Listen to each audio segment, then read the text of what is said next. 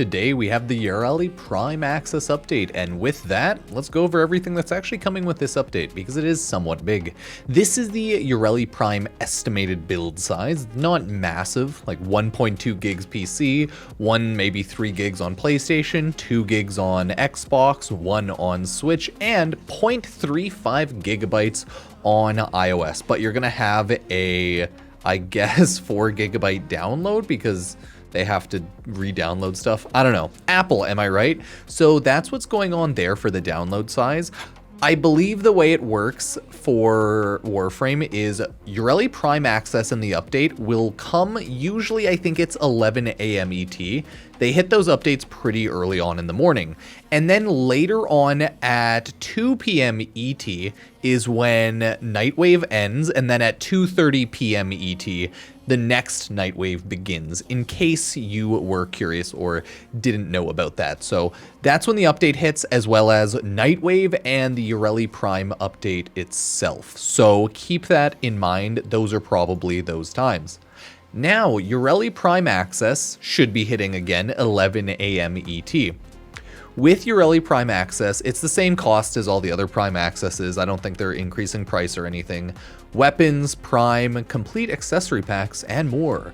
Here you can see you can buy Yareli Prime, the Daikyu Prime, Compressa Prime for her and her 2 weapons, not too shabby.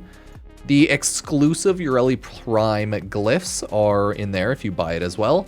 The cosmetics are the Thalassa Prime Ephemera, Marilena Prime Syandana, and Marilena Prime Domestic Drone. They showed it off a tiny bit on the dev shorts today, but you know, it was really low res and kind of hard to see. They also have 90-day affinity and resource boosters, so that is the complete pack for Yareli Prime. And as always, it should be the exact same price as the current Prime Access, which is Lavos Prime. I believe Wisp Prime relics are being vaulted to make way for Yareli Prime relics, so keep that in mind. The max price will be 144 Canadian for the highest tier, and then 52 Canadian for just the weapons tier.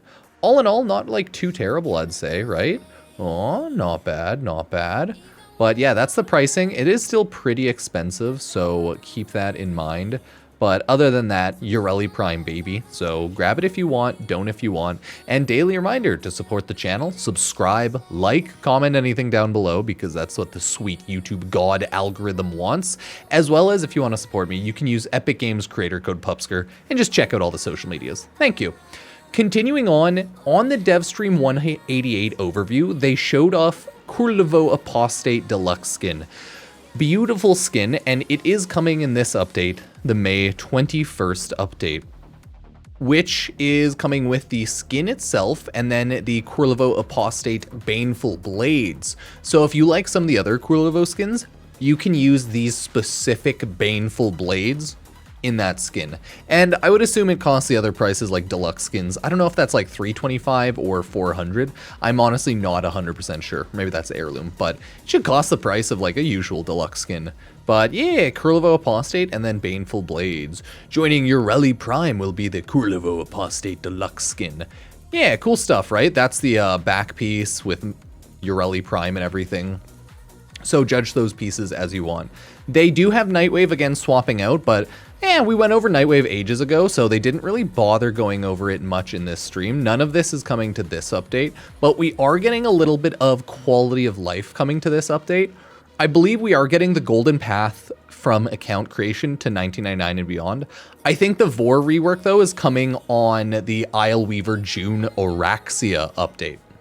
Bailiff, Ballista, and Eviscerator coming this update.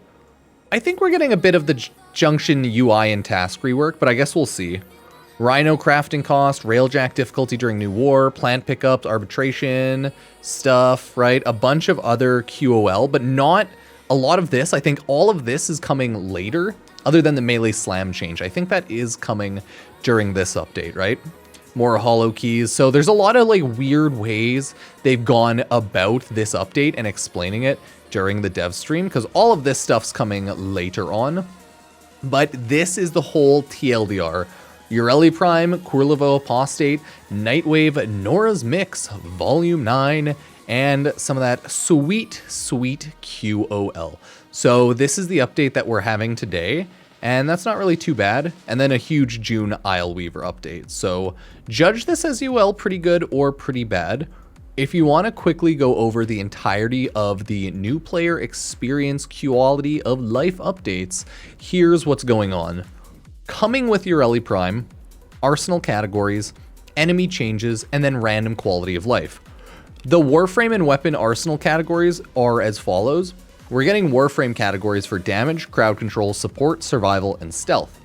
And then we are also getting Warframe weapon categories for rifle, machine gun, precision rifle, shotgun, beam, bow/crossbow, launcher, miscellaneous, secondary category of pistol, submachine gun, shotgun, beam, throwable, and miscellaneous. And then the melee category will be light blade, fist and fans, which is kind of funny, two-handed blades, scythe, staff, and polearms, also funny, but hey, I get it, hammer, ranged melee, and miscellaneous. And I think they said like a lot of the miscellaneous will be kit gun type things and whatnot.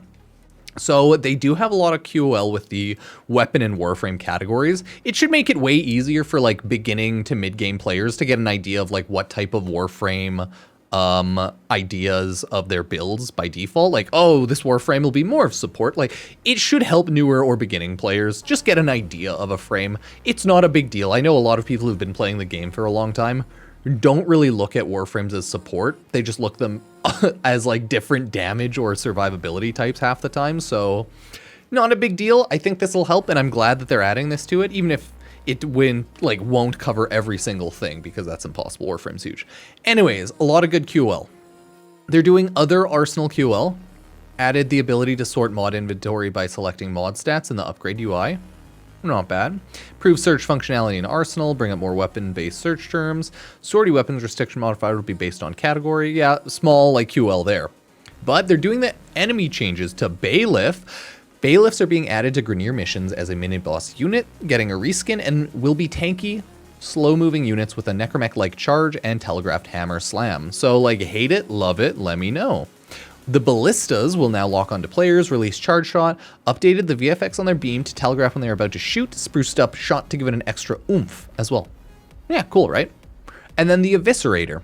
Eviscerator will have new area denial mechanic where they shoot a volley of grenades in the line pattern.